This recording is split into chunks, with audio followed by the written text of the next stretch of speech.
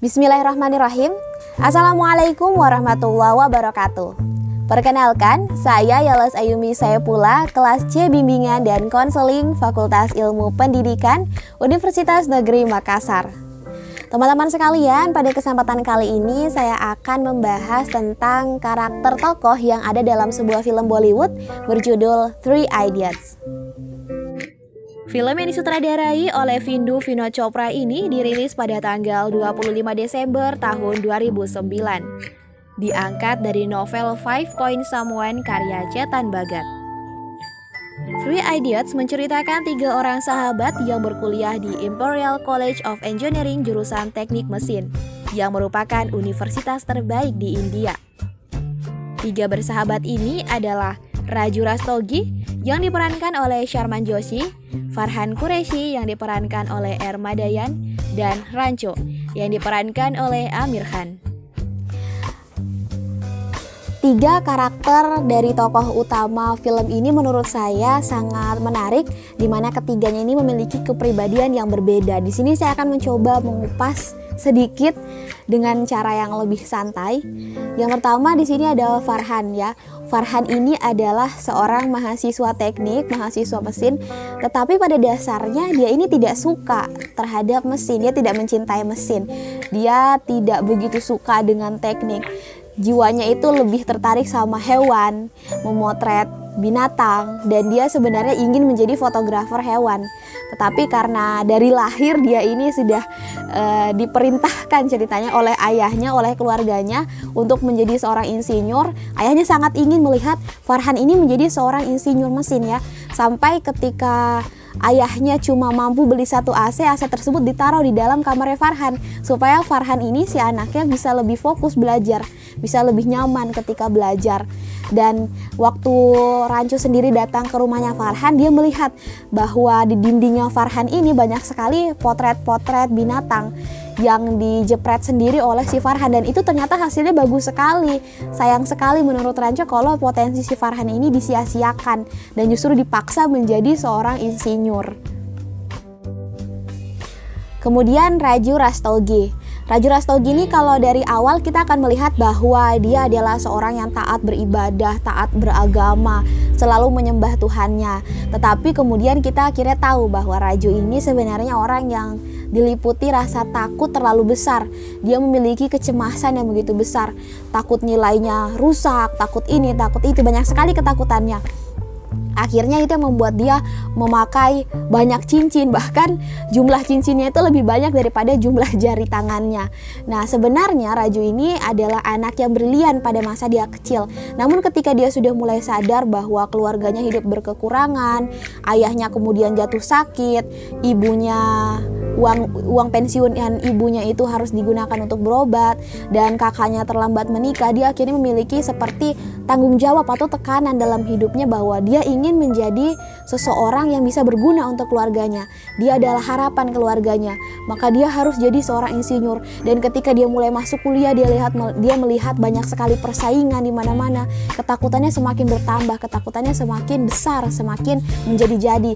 Padahal salah satu bukti bahwa dia adalah orang yang cerdas adalah dia berhasil masuk ke dalam universitas tersebut, di mana yang kita ketahui bahwa tidak semua orang bisa untuk masuk ke dalam universitas tersebut. Hanya orang-orang yang benar-benar cerdas saja yang bisa masuk ke dalam universitas tersebut. Dan pada akhirnya Raju menemukan jati dirinya, itu pun harus melalui cara yang cukup ekstrim.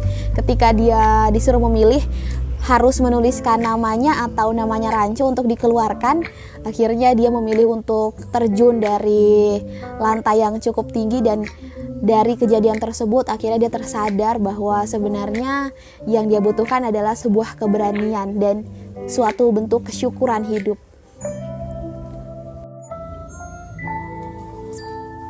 Selanjutnya Rancho.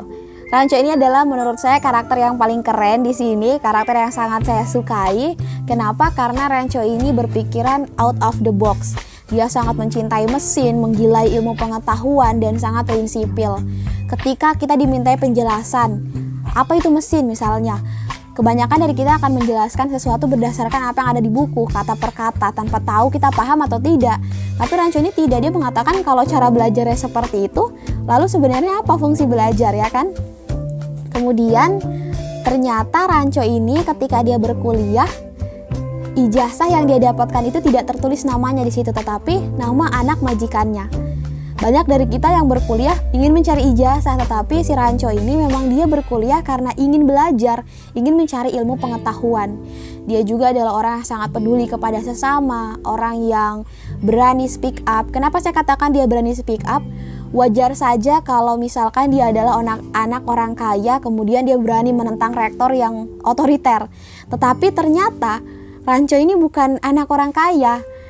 Orang tuanya sudah meninggal, dia diangkat oleh majikannya, dan sebenarnya kalau misalkan dia sampai dikeluarkan, itu sangat berbahaya untuk dia. Tetapi dia tidak. Demi kebenaran dia speak up, dia berani untuk menyampaikan hal tersebut meskipun yang ditentang itu adalah seorang rektor. Itu menurut saya sangat keren sekali, dia sangat berbeda dari yang lain. Dan saya ingat seperti apa yang dikatakan oleh bapak saya dulu, bahwa kalau kamu mau belajar ya belajar saja. Sekolah itu untuk mencari ilmu pengetahuan, untuk belajar, bukan untuk mencari pekerjaan. Sama seperti karakter si Ranco ini, dan saya sangat suka sekali dengan karakter dia.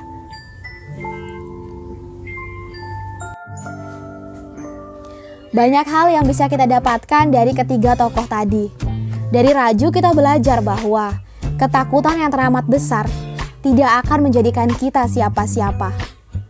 Hadapi saja apa yang ada, jalani dengan tulus, jujur, dan penuh keberanian. Dari Farhan kita belajar bahwa dalam hidup ini cukup cintai apa yang kamu lakukan dan lakukanlah apa yang kamu cintai. Ranco mengajarkan kepada kita, jangan pernah mengejar kesuksesan, tapi kejarlah kesempurnaan, maka sukses akan mengikuti. Selalu yakinkan pada diri sendiri bahwa semua baik-baik saja. All is well.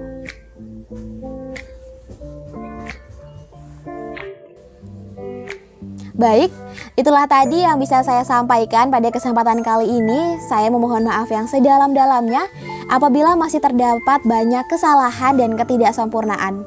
Terima kasih atas perhatian teman-teman sekalian, dan semoga apa yang saya sampaikan dapat bermanfaat bagi kita semua. Akhir kata, wassalamualaikum warahmatullahi wabarakatuh.